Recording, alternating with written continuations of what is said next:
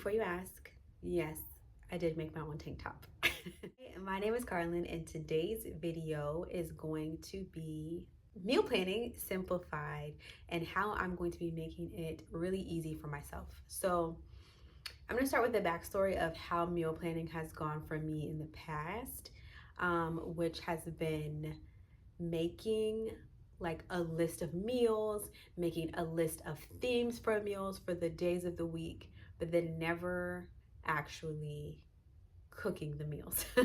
So I'm very good at setting up the plan, making a list of ideas, but when it came to actually going into the kitchen on Monday and making the meatless meal, that was a little less likely to happen. And so this past week, I found a video from the Minimal Mom, and she was talking about how she has simplified her meal planning, and something really clicked for me. So, what she talked about mainly was having a list of foods that you already know how to make and then rotating through those foods. Because a lot of the time, with the Pinterest meals and just the never ending ideas that you can have for things to make, it can be overwhelming when it comes to, okay, now I'm going to go into the kitchen and make something I've never made before. I don't know how it's going to turn out. How many ingredients are there? Am I going to be overwhelmed? And so if I think about those times that I've been in the kitchen making a new recipe, the thought of going into the kitchen that evening and doing it is not very appealing. So what she talked about was having meals that you already know how to make and focusing on those. And then once you get into a habit and a rhythm of cooking at home, then you can branch out into making new things, experimenting with new recipes and stuff like that. So I'm going to tell you what I put on my list of things I know how to make. And let me tell you right now, it's not a lot. So number one is burrito bowls. That's something that I don't have to think about to make. I just need to make rice. I need to saute some vegetables. And like have like salsa or something like that on hand. So burritos or burrito bowls. So then it can be in the tortilla or on the rice, and that's a meal that I can personally make that I don't have to think about. Another one is spaghetti. Most of us know how to make spaghetti, so spaghetti is on my list. And I'll just say my family has like several different kind of restrictions. So my kids can't really have, one of my kids can't really have gluten. None of us do dairy and or egg, and I don't really like to do red meat because I feel like once I started nursing my daughter, it just seemed to upset her stomach, and I just don't feel like it's necessary for us to have. So we're a big chicken, and we're starting to get into ground turkey recently. So I'll either do the spaghetti with ground turkey, or I'll do like a lentil spaghetti, which I haven't really done. So it's kind of deviating from the plan a little bit, but spaghetti. And then the other one I have is making like a chicken starch and vegetable meal.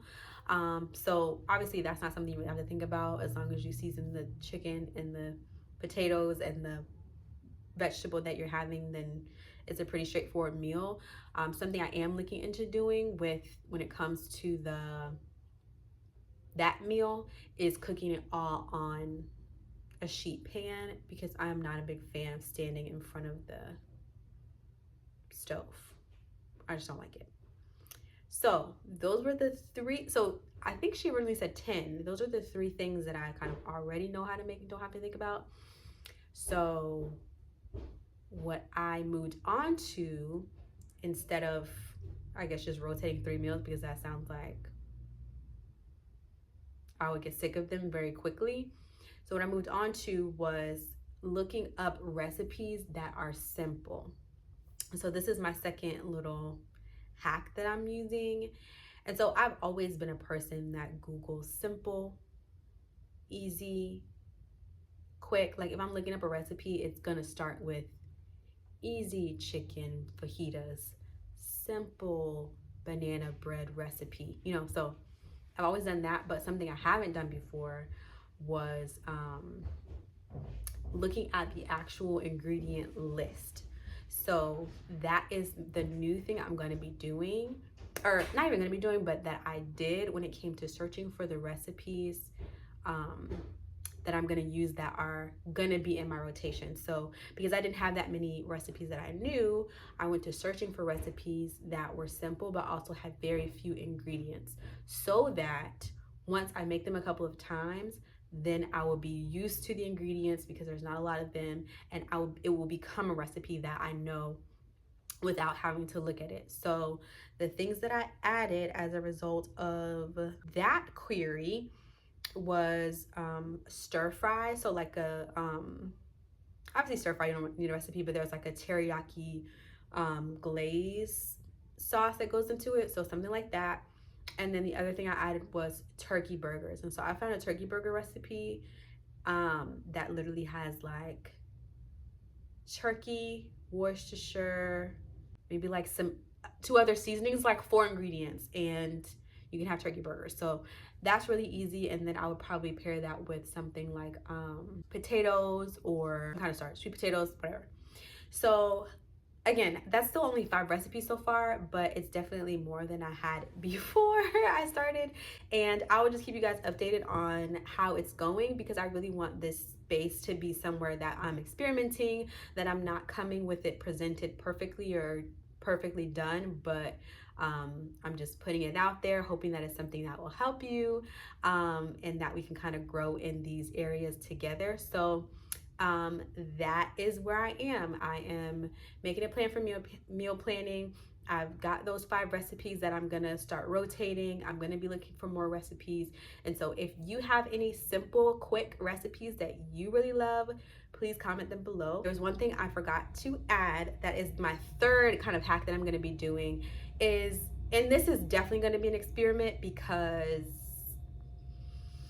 I just don't know how practically I feel about meal prep and cooking the food ahead of time.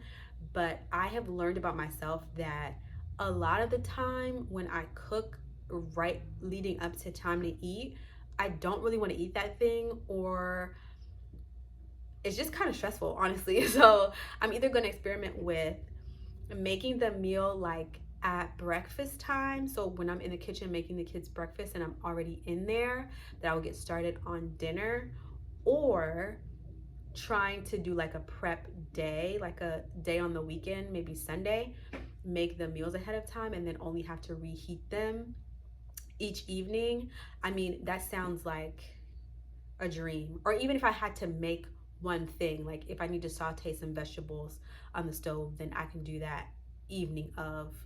But the idea of just having to reheat meals and not cook anything throughout the week, I mean, sounds amazing. But then there's the practicality of it would be me having to cook everything on Sunday. So we'll see about that. But again, like I said, for experimenting, I'm going to keep updating you.